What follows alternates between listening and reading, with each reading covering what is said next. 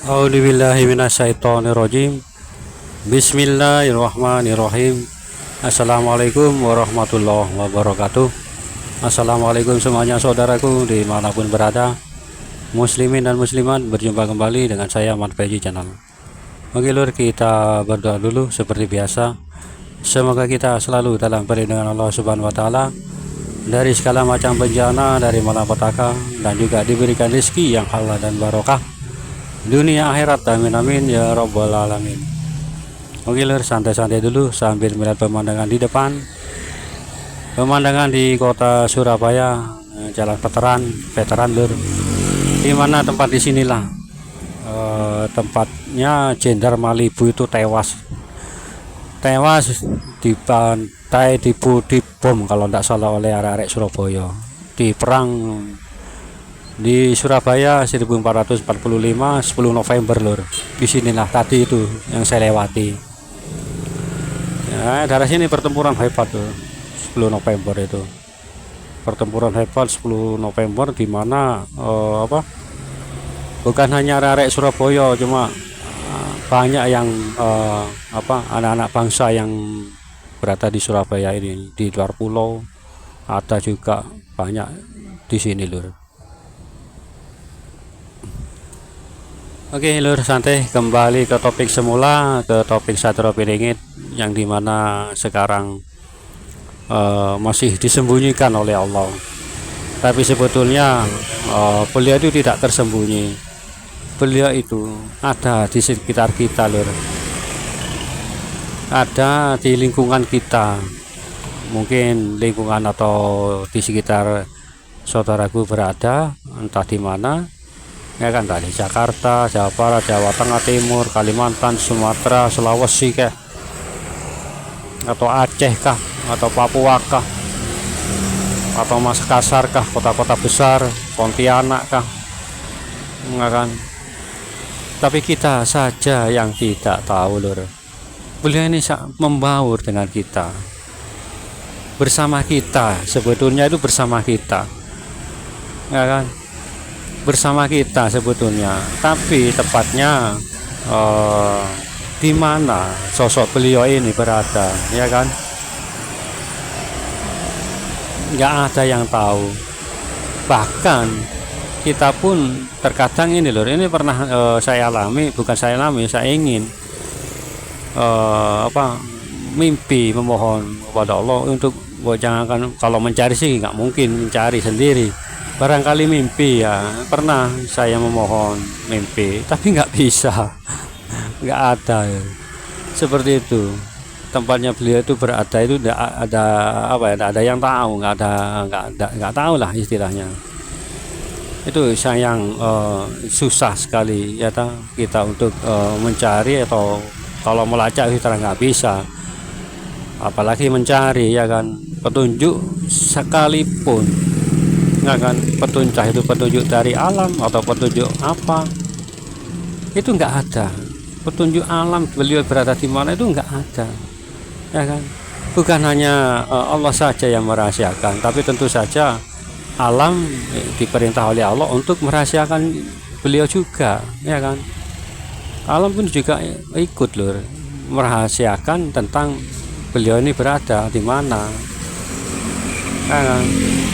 Kalau nggak nggak diperintah oleh Allah, mungkin orang-orang yang punya kemampuan tinggi bisa melacaknya, yaitu bisa membaur dengan alam, kan ada jenis ilmu semacam itu, ya kan, mengikuti arah angin, hembusan angin, ya kan, ada saya kira. Tapi kalau zaman sekarang sih nggak ada sih kayaknya. Ya Allah alam bisawab, namanya Nusantara kan gudangnya orang-orang sakti, tempat leluhur-leluhur kita, dari leluhur keturunan leluhur kita yang banyak yang punya kemampuan sakti seperti itu, ya kan. Itu lur.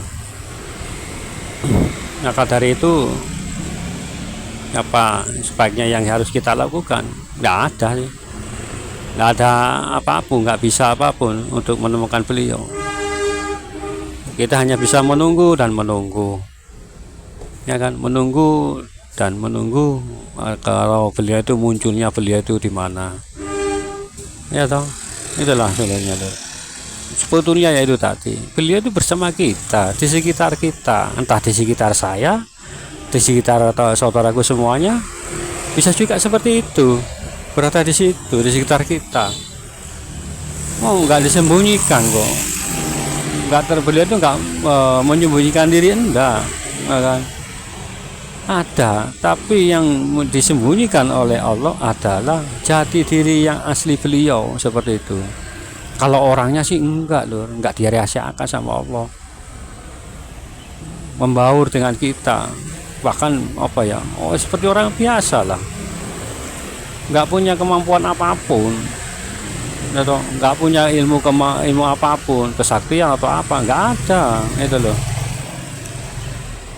Karena yang bisa, bahkan manusia pun ya melacak energinya beliau, saya rasa nggak bisa, ya kan, nggak mungkin bisa.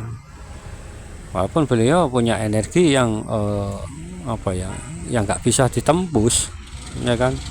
Kalau sakti apapun, ya toh, di dunia ini, kalau orang punya kemampuan sama kemampuan kan bisa mendeteksi lewat energi yang dimiliki orang tersebut, ya toh.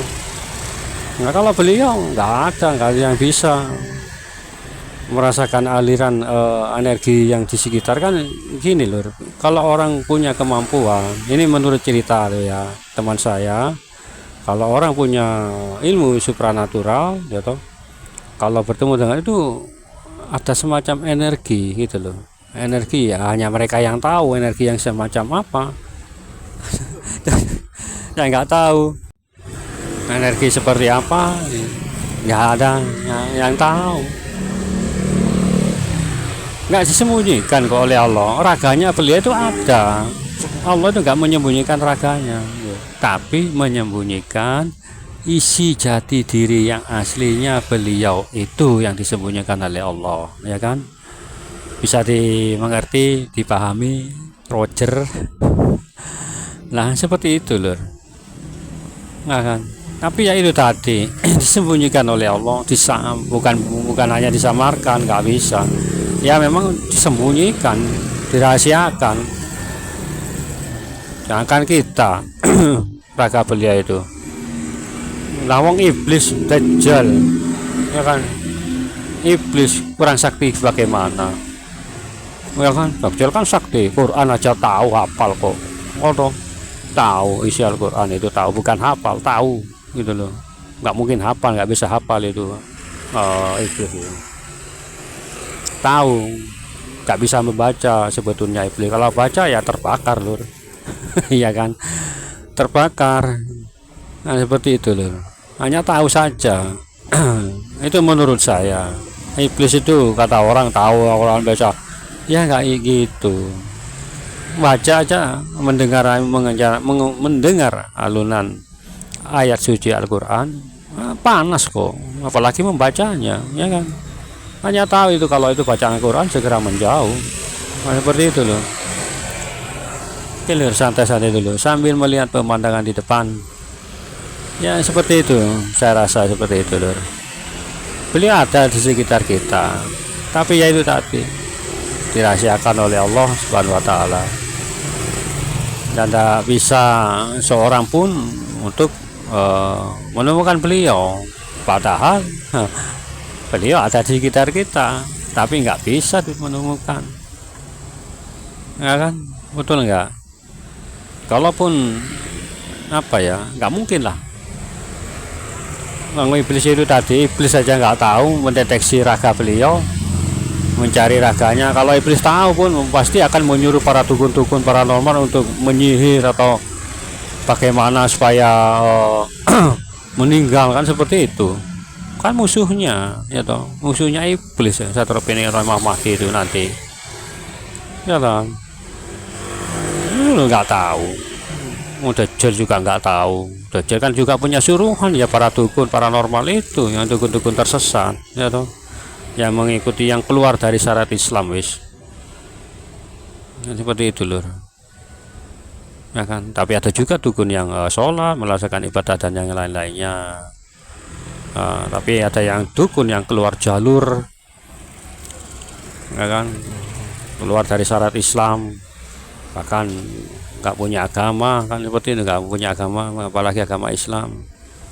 Ya contoh seperti itu, ya kan, menyuruh, ya, iblis bisa saja menyuruh, tapi nggak bisa, buktinya ya kan. Sulit gitu loh. Inilah rahasia, rahasia di dalam rahasia.